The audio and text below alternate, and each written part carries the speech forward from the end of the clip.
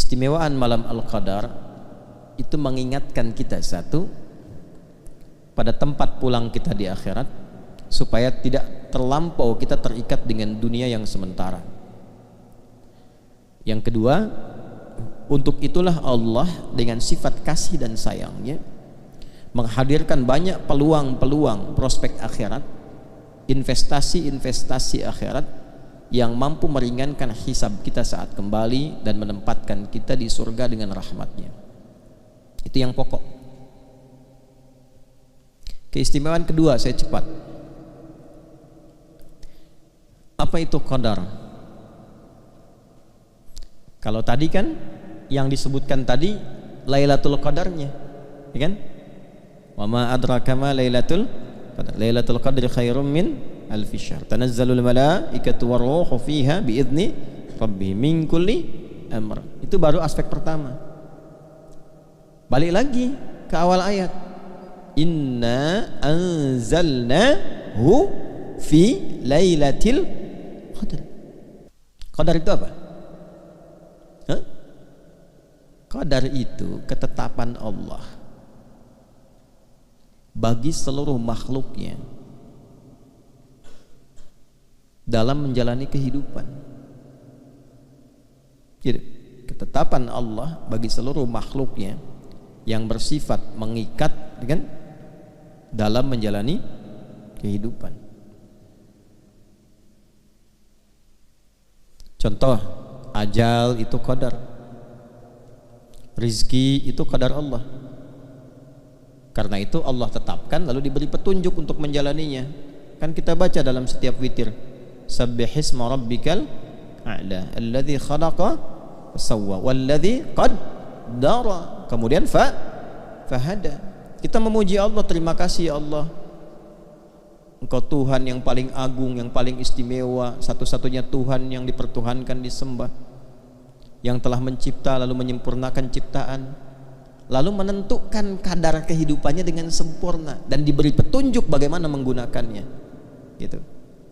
Jadi malam Al-Qadar itu adalah malam saat Allah menetapkan semua yang terkait dengan kehidupan makhluk. Kita tarik, kitalah manusia saja.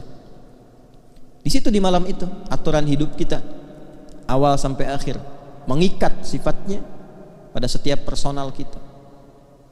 Kapan mulai berkehidupan, kapan wafat, berapa rizkinya, dan seterusnya di malam itu.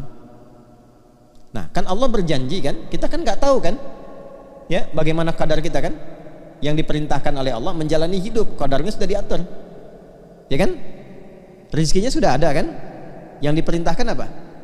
Berikhtiar supaya dapat rizki itu selama hidup, rizkinya sudah ada, ya kan, ajalnya sudah ditetapkan kan, cuman nggak dikasih tahu kapan pulang kan. Yang diminta apa? Jalani aja sampai ajal datang. Tapi kalau kita nggak tahu petunjuk bagaimana menjalaninya, rusak misinya. Coba bayangkan. Ingat ya, ajal sudah saya atur ya, misal. Ajal sudah diatur ya. Nanti pada waktunya kamu meninggal, jalani aja. Tapi nggak dikasih tahu gimana cara menjalaninya. Manfaat gak hidupnya? Belum tentu. Bisa bingung, linglung. Rizki sudah saya atur ya, kalian tinggal cari aja, udah saya tebarkan sampai kalian meninggal. Tapi nggak dijelaskan bagaimana mencarinya. Bisa salah kan?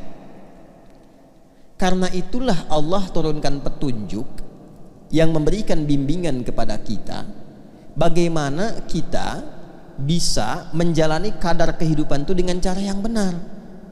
Kalau menjemput rizki bagaimana caranya, menjalani hidup bagaimana caranya, sendirian bagaimana, kalau berumah tangga bagaimana, jadi suami seperti apa, jadi istri bagaimana, jadi ayah seperti apa, jadi anak bagaimana, punya kedudukan seperti apa, cari ilmu bagaimana.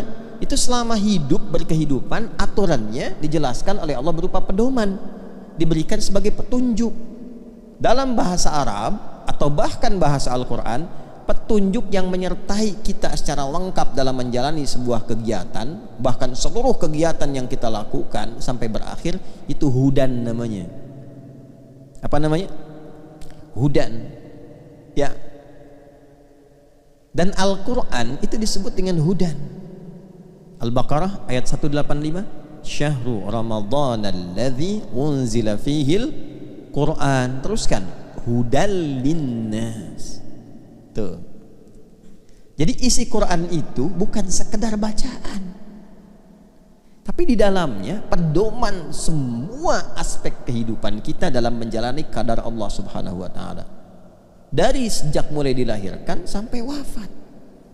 Karena itu kalau kita baca Quran, kita akan temukan jalan hidup kita ada di situ. Iya. Dari alam kandungan, di mana ada kitab di muka bumi ini yang menjelaskan secara detail perjalanan hidup manusia dari dikandung sampai wafat, sampai setelah wafat kemana? Coba cek. Saya selalu katakan itu. Karena memang Quran itu bukan kalam manusia. Ya, kan manusia itu terbatas. Udah saya bilang dari awal, manusia itu terbatas. Kalau nggak tahu, nggak akan mungkin ditampilkan. Ini menunjukkan apa? Quran itu benar firman Allah. Islam itu agama yang benar. Karena cuma Tuhan yang benar yang bisa menerangkan kehidupan kita. Gitu.